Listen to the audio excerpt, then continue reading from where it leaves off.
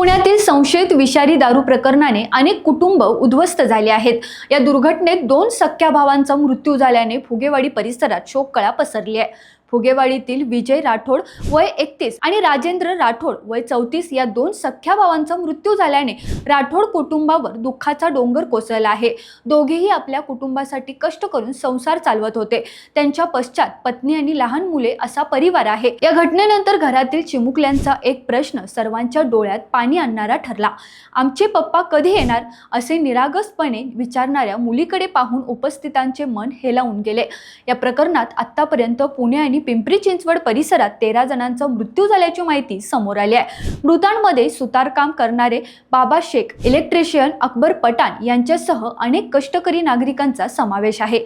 ईदच्या आनंदाच्या वातावरणात अनेक घरांमधून अंत्ययात्रा निघाल्याने संपूर्ण परिसर शोकसागरात बुडाला आहे। या घटनेनंतर अवैध आणि संशयित दारू विक्रेत्याविरोधात कठोर कारवाईची मागणी जोर धरत आहे। या दुर्घटनेने अनेक कुटुंबाचा आधार हिरावला असून दोषींवर कठोर कारवाईची मागणी नागरिकांच्याकडून होत आहे। रोकठोक महाराष्ट्राला सबस्क्राईब करा आणि बेल आयकॉनवर क्लिक करायला विसरू नका।